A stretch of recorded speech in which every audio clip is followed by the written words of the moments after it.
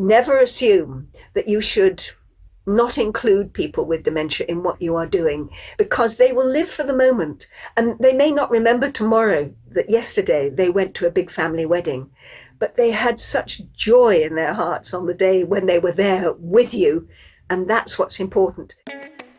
SilVR Adventures is a content and technology company dedicated to improving the lives of older adults through immersive virtual reality experiences. And this podcast is our opportunity to hear from industry experts, thought leaders, and passionate individuals to share with you their knowledge, expertise, and experiences. Welcome to the Aged Care Enrichment Podcast.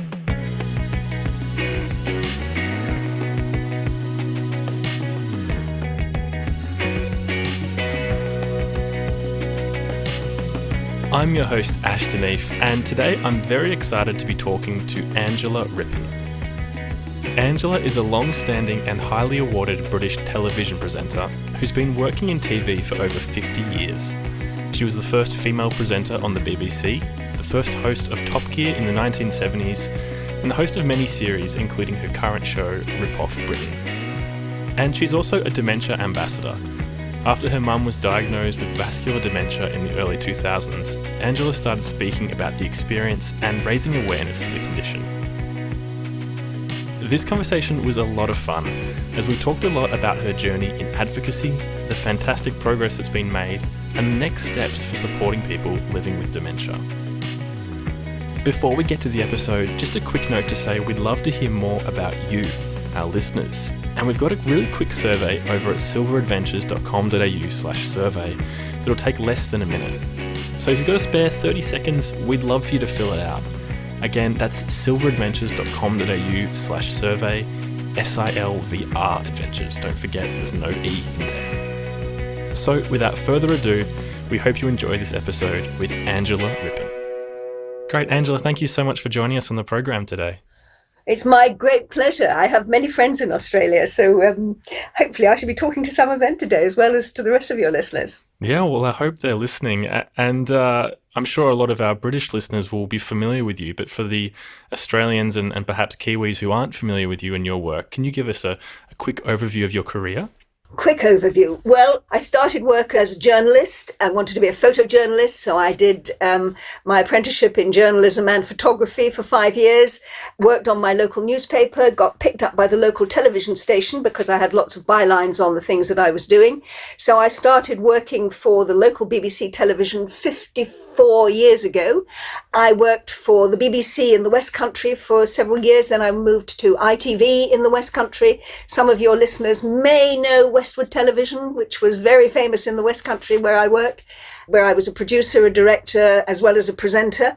And I got the bug to go to London, and I applied for a job in London, and I ended up working for BBC Television News as a reporter, and then as the first journalist woman newsreader in Britain. It was quite a phenomenon to have a woman reading the news on national television in Britain.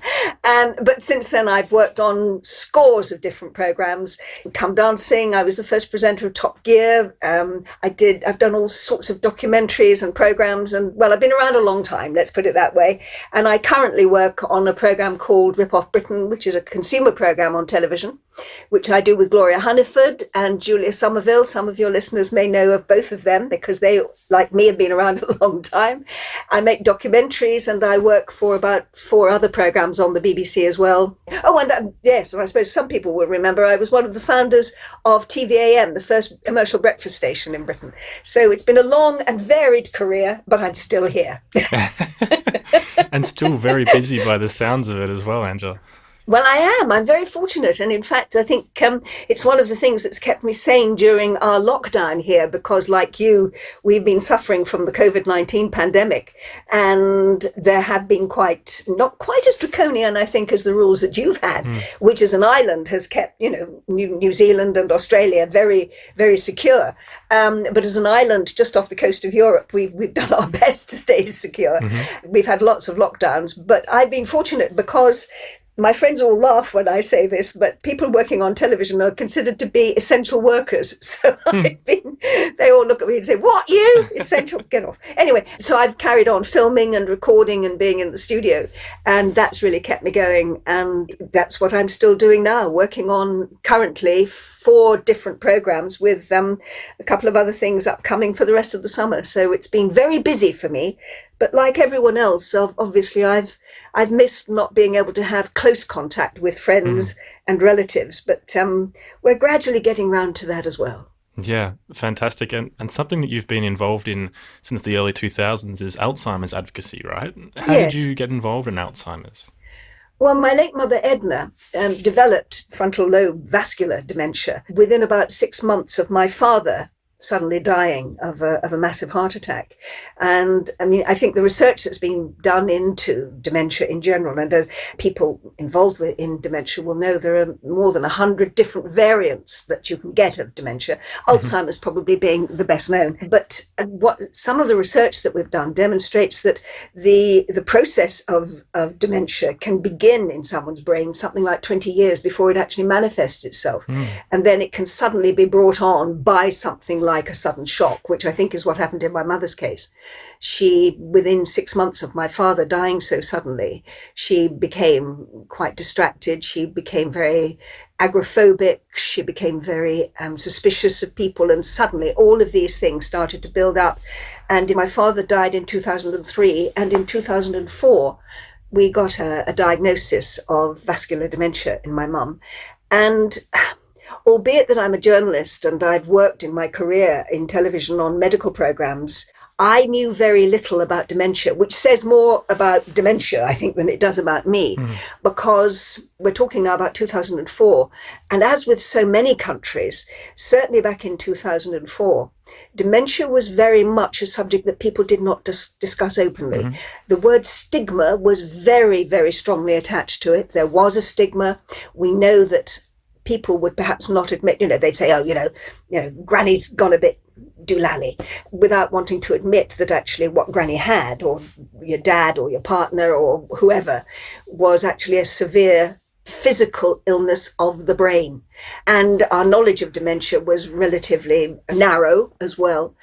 And I knew very little about dementia. So I contacted the Alzheimer's Society, who were an enormous help by giving me lots of information about what was happening to my mum, what was likely to happen in the future, how she was likely to respond, and how, importantly, how I should respond. And so I became an ambassador for the Alzheimer's Society. And from the very beginning, I realized that there was a huge job ahead of us. We're talking, almost 20 years ago, aren't we, if we're talking about 2004. And I remember doing an interview with a national newspaper about my mum's condition, because I felt it was important as a journalist and someone who had a public profile that I would get out there, like a lot of the other ambassadors, and talk about it and take away the fear and the misunderstanding and the stigma that was associated with dementia. And I remember during the interview, it was a lady journalist, she said at one point to me, aren't you embarrassed talking about this? Wow. And yeah, you see, your reaction now is what I would expect. But then it seemed to her to be a perfectly normal thing to ask, because people did not talk about dementia or Alzheimer's in public. They did keep it tucked away within families. They kept it in the shadows, if you like. And I was very determined that it should be brought out of the shadows and into the public spotlight, so that people stopped being embarrassed about it, if you like. And I remember saying to her, well, people aren't embarrassed anymore to talk about Parkinson's, or if their families had a stroke, or even, the big C, which everyone used to refer to, cancer. People talk openly about it now, and that's really important. And I think that was what spurred me on to do as much as I've done over the last, 18, 19 years, to try and do precisely that, take away any embarrassment associated with it, and try and add to the national sum total of knowledge about dementia. And my goodness, in those 18 years, we've made enormous strides, not down to me personally, but to lots of people who've taken that same lead and taken that same opinion. And, as a result, we've had not just lots of information about it in newspapers and stories about people with dementia in newspapers, but we've had it included as a running story in many of the soap operas. Some of your listeners may be aware of the long-running soap opera on Radio 4, The Archers. They had a 5-year running story about dementia, how it affected an individual and the families around them. EastEnders had a great soap opera here in Britain on television, had a storyline on dementia. So I think did Hollyoaks, one of the others. Then we had 2 Oscars given to performances from people who have had dementia. The most recent being just a couple of days ago now, for The Father, for Anthony Hopkins, because dementia now is seen as something that people should know about and can know about, and those wonderful storylines take it to a whole new audience for people being able to understand what it's about. So, in 2004, when I got involved with it, my goodness, I've seen so many changes, thank goodness. But we're still only halfway there. So there's still a lot of work to be done. Yeah, that is a fantastic amount of progress there. Did you find that after the first couple of interviews, when you're having these sort of questions about shouldn't you be embarrassed, did you have people reaching out to you, people contacting you saying thank you for speaking up about it, or did anybody kind of contact you on the back of those? Oh, totally, yes. Through the Alzheimer's Society, through my work on television, yes. And in fact, in the subsequent years, I've spoken at many national and international conferences, pitching it to a particular audience. I convinced the National Association of Local Governments here in Britain to give us their support so that local governments would start to follow up on a scheme that the Alzheimer's Society began, which they pinched from Japan, incidentally, called Dementia Friends, which is getting people to understand, and I think you have it in Australia as well now, and New Zealand, getting people to understand dementia and how they might help, whether they're people that work in shops and offices, banks, supermarkets, on the telephone, whatever, to understand that they might be dealing with someone with dementia and how they can help them, but also for friends and family to understand more about it. And that has subsequently grown into a situation where I was asked in 2012, along with Jeremy Hughes, who was the Chief Executive Officer of the Alzheimer's Society, by the then Prime Minister, David Cameron, if we would establish a committee called the Prime Minister's Champions to create dementia-friendly communities in Britain, which is, in other words, going into local government, going into large businesses, into corporations, into schools, and getting people to accept as a community that they could learn more about dementia and support their own dementia community. And I remember at the first meeting that we had with David Cameron, he said, this was in 2012, and he was going to be in office for the next 3 years from then, I think. He said, by the end of my term of office, I would like to think we have 20 dementia communities around the country. And I remember saying to him, well, if we're going to do our job, Prime Minister, you can add a nought to that. I'm hoping we're going to have at least 200. And in fact, we exceeded that and have done, and we now have hundreds of dementia-friendly communities.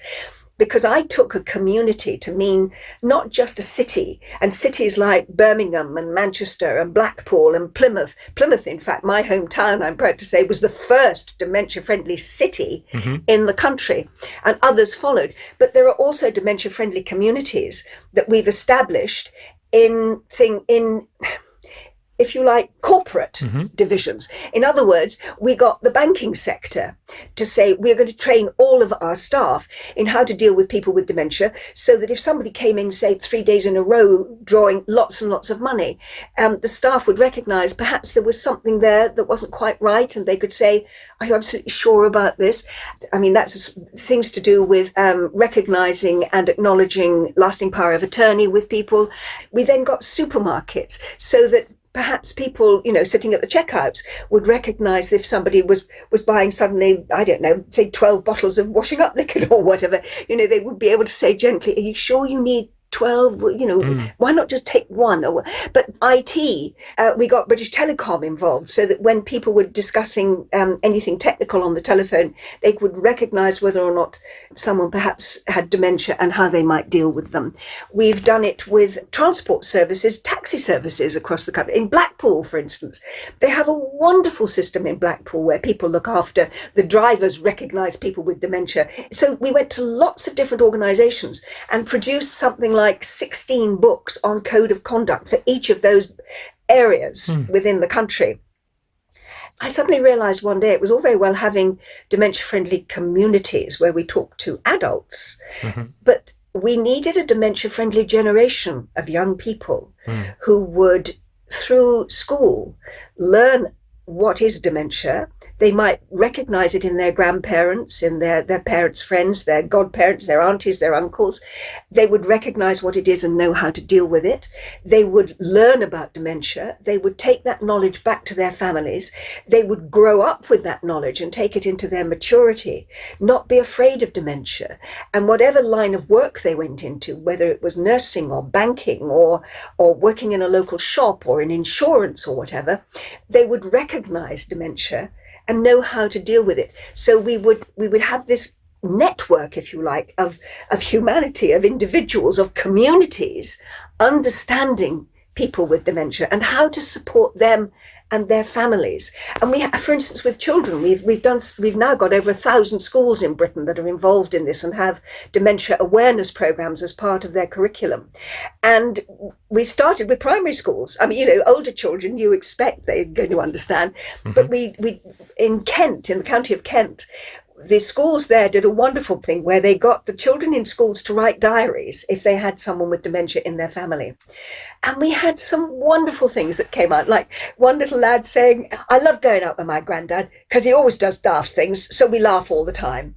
And another one saying, my granddad gets up at 3 o'clock in the morning sometimes and he'll put on a sweater, and then he'll put on another sweater, then he'll put on another sweater, and then he'll wake up my mum and she shouts at him, but I just think he looks like the Michelin Man and I think he's funny. So you have children with this wonderful naivety that accepts people with dementia. And we then started a program where we got local schools going into care homes locally and joining in craft projects with people in care homes, people who have dementia, but people who didn't, people who were in a care home because they were elderly or felt that, that was where they needed to be safe now. Over the years, we've built up this amazing network in commerce, in industry, in schools, of people who are aware of dementia and who are therefore able to help the police service, for instance, fire brigades, everybody you can think of that's going to have any kind of contact with someone who might have dementia, so that we don't have, for instance, the appalling situation I was reading about last week that happened in America, where 2 American police officers arrested a woman of 73 who has dementia. She had left a supermarket with $13 worth of food that she hadn't paid for, something that someone with dementia is actually likely to do. But in Britain, if that had happened, I would hope now, because of the training that we've done with police forces throughout the country, that a police officer would treat that person with dignity and realize what they need is help. So, as I say, I'm just delighted at the way that so many people in Britain now have acknowledged what dementia is and how to deal with it. And you say, did people get in touch with me? Yes, not only to speak at conferences, but friends, family. Friends would ring me up and say, Ange, what are we going to do? My dad, I know, has got dementia and he started screaming at me and he's really difficult and he won't go out. And I'm able then to share with them my personal experiences and say, well, look, when my mum did that, I learnt the hard way that it's not my mum screaming at me and being, as she was at times, quite vicious in what she was saying. This is the dementia talking. You have to let it wash over you and at an appropriate time, change the subject. Take their mind elsewhere and it'll work. And just be aware that all of these things are going to happen. And when they say, my mum used to say things like, I'm going to have tea with your granny this afternoon. Now, my granny died when I was 4 years old, so had been dead a very, very long time. And there was no point me saying to my mum, oh, Mummy, don't be silly, Granny's dead, because that would upset her. Mm-hmm. She would withdraw within herself and say, oh, and become really distressed, perhaps because in her mind she thought my granny was still alive. It's much easier to inherit that parallel universe and say, oh, really, you're going down to the village then? You're going to have a cream tea with Granny this afternoon, and change the subject. And things that I learnt dealing with my mum, and things that the Alzheimer's Society are aware of and they pass on. I feel very privileged when people, complete strangers sometimes, come up to me and say, can I talk to you about my aunt, or can I talk to you about my father? Because they've got dementia and we're not quite sure how to deal with them. And I am always more than happy to stop and talk to people and assure them that don't get distressed yourself. And there are things you can deal with. And this is how you might do it. And I think, that's the point of being an Alzheimer's Society ambassador, is sharing knowledge and sharing, if you like, comfort with people to say, it doesn't have to be terrible.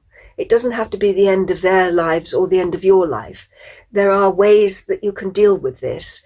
And certainly there are ways that you as an individual cannot feel unhappy or distressed when your partner or your loved one is unpleasant towards you, because it's just the dementia speaking. And all sorts of other ways in which, I can help them with, accessing social services, getting over the feeling of total, sometimes betrayal, but always guilt, if it comes to the point where you feel you have to put your loved one into a care home, as I did with my mum. I looked after her at home, and I had a live-in carer at home because I was away filming a lot, obviously. So I wanted to keep her in her own environment for as long as possible. But eventually, my mother's social nurse said to me, look, she needs 24/7 care. And even though I had somebody living in when I wasn't there, my mum would sit on the end of the carer's bed at 3:00 in the morning, having lost all concept of time, waking this poor woman up saying, why aren't you doing my breakfast? I need to have a shower. Come and help me get dressed. So the poor woman was never getting a full night's sleep. And my mum's dementia was becoming more and more difficult to manage. And I had to make that terrible decision, which said, Mummy, I can no longer look after you. You need 24/7 specialist care. And she went into a care home locally in Devon, which was lovely, where the staff really did look after her. But I've been to so many care homes, and I've spoken to many members of families who say, I just feel guilty having, I can't care for my mum anymore, or my father, my partner. I have to put my trust now in the care home to ensure that they will look after my loved one in the way that I would, but I still feel guilty for doing it. So I do always feel privileged when people talk to me and ask me to help them, or ask me to go and talk to their conference or whatever, because that is the only way, when people are open and honest and talk about these things in public, that more and more people will recognize what having dementia means, and that it doesn't have to mean the end of life, that you can live well with it for a very, very long time. And if I'm able to do that, then I feel I've justified the the various awards or whatever that I've received for the work that I've done. You're listening to the Aged Care Enrichment podcast, brought to you by SilVR Adventures. And we want to thank all of our listeners and subscribers, especially those people who've shared this podcast with a friend or colleague. Because of you, we've just entered the top 50 mental health podcasts on Apple Podcasts, and we're one of the fastest growing health podcasts in Australia. We're looking to take the Aged Care Enrichment podcast to the next level by partnering with great organisations to showcase their message with our rapidly growing audience of aged care executives and people working within the industry. If you'd like to discuss what an advertising opportunity with our podcast can mean for your business, send us an email. We're at acePodcast@silvradventures.com.au. That's SILVR Adventures. Remember, there's no E in there. Now let's get back to this week's guest. Fantastic.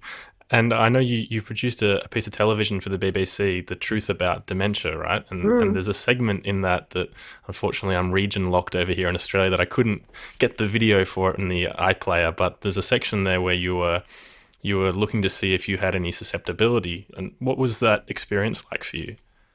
Well, I suppose, first of all, I was quite confident in doing all of the tests that were involved because Alzheimer's or dementia is not, it's not genetic. There is a form of dementia which is genetic, and that's early onset, but that you get that in your 30s or your 40s. And I spoke to some very brave people, one gentleman who knows that his brother and his father and his grandfather all died with dementia very young. And he was in his 30s. He had to leave the army because he was diagnosed with dementia in his 30s.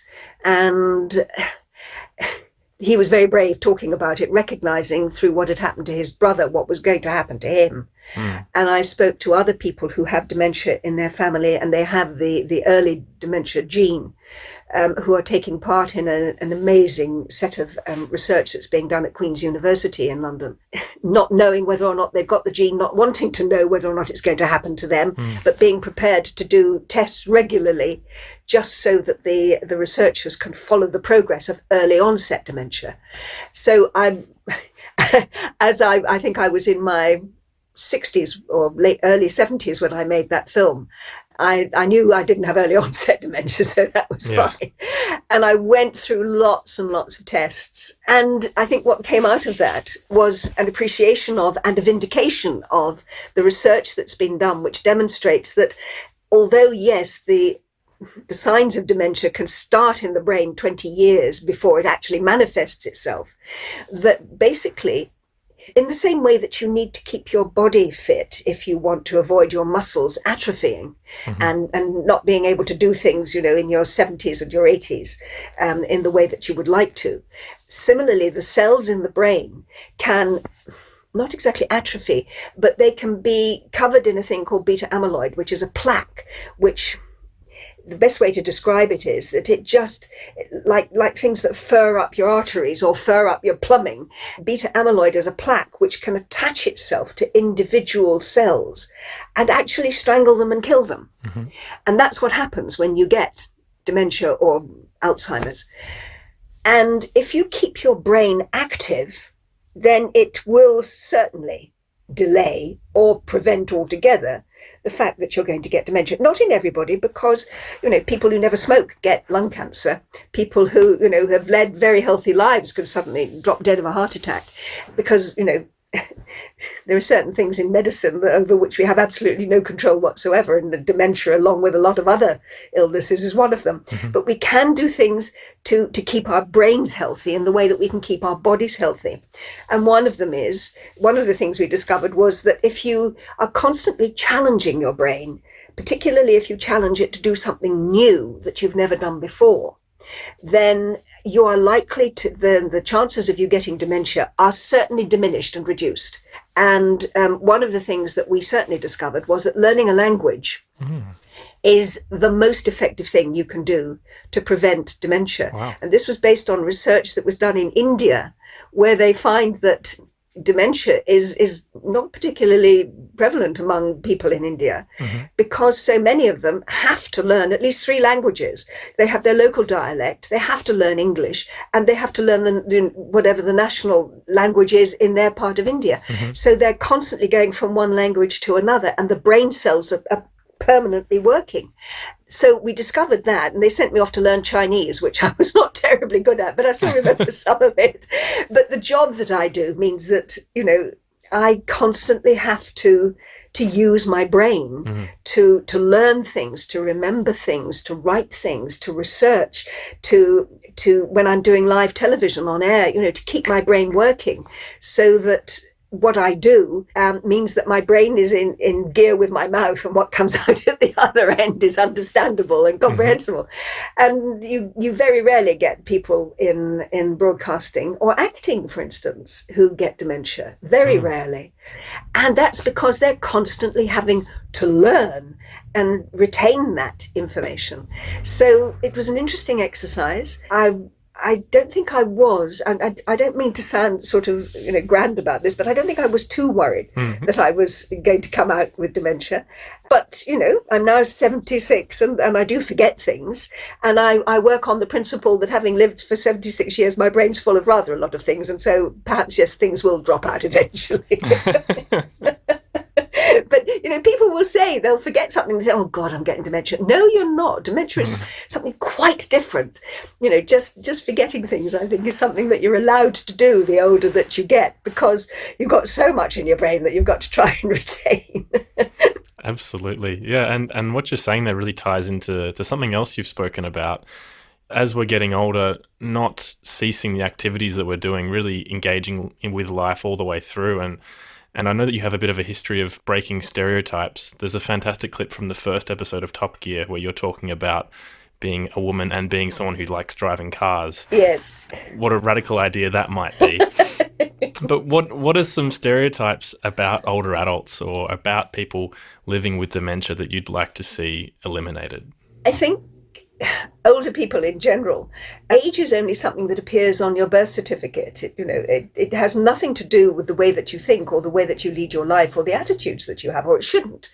As you get older, that's not an excuse for atrophying. It's not getting old. It might be a perfectly good excuse for saying, well, I'm going to slow down a bit because I can't now do in my 70s what I did in my 30s. But my goodness, you can still achieve a huge amount. You can go on living every day to its fullest. You don't have to sit at home just watching television all the time. Oh, I mean, unless you want to be a television critic in your 70s. But, life is full of so many wonderful opportunities, potentials and possibilities that life isn't like a video recorder or things that you watch on television. We don't have a replay button. We can't go back and do bits again. We can't. We might want to, but no one's been able to, medically make that possible yet. So you have to do everything as if it's the first time and the last time and make the most of it. And I think perhaps previous generations might have thought that way. I suspect that the generation that I belong to and the ones coming after me don't think that way. I'm sure you don't think that way. And you're much younger than I am. Life is full of so many potentials that why would you then want to let them pass unless you are happy doing that? I mean, I have many friends for whom retirement means they're able to work on their garden, they can play more golf, they can play more tennis, they can sit at home and read, they can spend time with their grandchildren. In other words, their lives are full of things that they want to do. And I think retirement and age in itself means that you probably stopped doing the job that you've been doing for a lifetime or several, you may have done several jobs in a lifetime, and you're now given the opportunity to do what you want. And I think that it's a terrific time of your life, if you've still got all your marbles, to be able to demonstrate that actually you are still, of course, a very valuable member of society in all sorts of ways.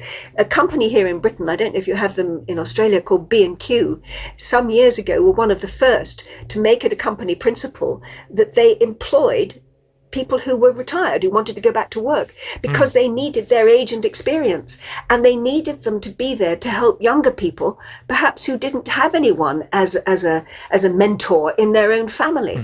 And my goodness, it made such a difference to the consumers' appreciation and experience when they went into those stores, because there were people who knew what they were talking about and were able to work with younger people.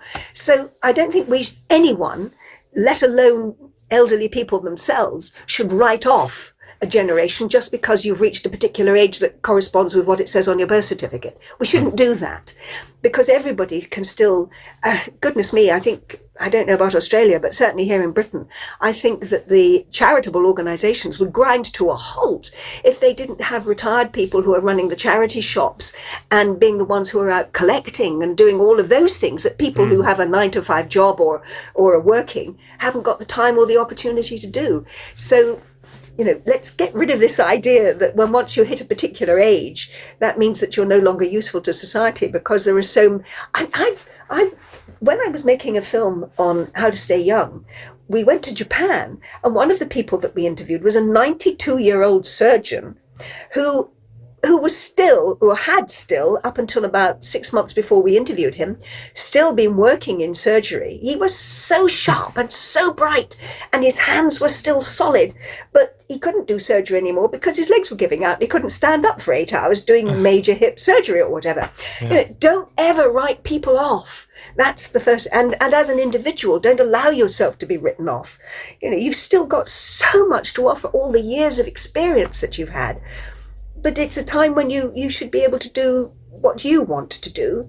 And if that's contribute in some way to a workplace or to society or to your family, that's brilliant. And if what you actually want to do is sit at home and read, that's good too, because you're probably going to read the books you've always wanted to.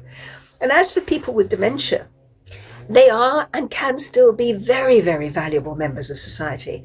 Not everybody that has dementia is completely incapable of holding a conversation or driving a car or being still a worthwhile and active member of their family.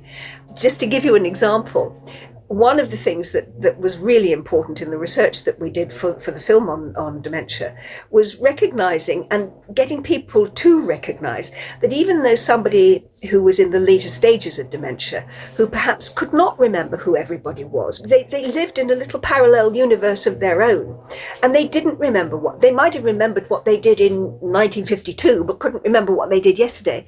But that doesn't matter, because they still lived within the moment of the day. And what happened in that day was still important to them. And my hairdresser is somebody who is a member of quite a large Italian family. And they were having a very large Italian family wedding. And my hairdresser, Anthony, said to me, it's my cousin's daughter who's getting married. And because his mother is in a care home and has dementia, they're not going to invite her to the wedding. And I said, oh my, you might. He said, they're afraid that she won't know anybody or whatever. No, I said, you must invite her to the wedding. Of course you must. Anyhow, I saw him about 6 weeks or so later. And I said, how did the wedding go? And he said, we had the most fantastic time. My cousin's mother came. Yes, she has dementia. She didn't have a clue who anybody was. She didn't know who the pretty girl in the white frock was. She sort of recognized her son, his cousin. He said, but she had the best time. She was dancing, she was singing, because again, what we've discovered is the part of the brain that remembers music is the last bit to go. And even though they may not remember the name of all their children, they will remember the name of the song that they were singing in the 1960s and the 1970s with the Beatles and the Beach Boys and the rest of them, and Wham and whoever. So she was dancing, she was singing, she was having the time of her life with a pile of strangers who were her close family. She had a fabulous time, and we've got great photographs. I said, exactly. Never assume that you should not include people with dementia in what you are doing, physically, providing that they're still able to do it, because they will live for the moment, and they may not remember tomorrow that yesterday they went to a big family wedding, but they had such joy in their hearts on the day when they were there with you. And that's what's important, because the day after they may have forgotten it, but something else will come along that will keep them really engaged and involved and happy. And that's the most important thing. Absolutely. And that's a fantastic story to wrap up on today. Angela, thank you so much for sharing all your expertise and your background in this area. It's been really fascinating and probably the easiest interview I've ever done. I think I asked 2 questions and we got everything. I'm so sorry. No, it was great. Thank you. It was wonderful to hear you weave in all the kind of areas that we were going to go with it. So that was perfect. Thank you so much. The trouble is you're talking to me about something about which I'm actually quite passionate. And I'm sure as an interviewer, when you're talking to someone who has a passion for something, they are difficult to shut up. So you should have just waved to me and said, "Stop, shut up, Rippon, I want to ask you a question." No, not at all. It was great to let you go there. Thank you so much for your time today, Angela. My pleasure. Well, we hope you enjoyed this episode of the Aged Care Enrichment podcast, brought to you by SilVR Adventures. Don't forget to subscribe to the podcast on Apple Podcasts, Spotify, or wherever you're listening. And if you're enjoying it, please leave us a review. We'd really appreciate it. If you're interested in finding out how immersive virtual reality experiences can enrich the lives of older adults, visit the SilVR Adventures website today at www.silvr, that's SILVR, adventures.com.au. See you next week.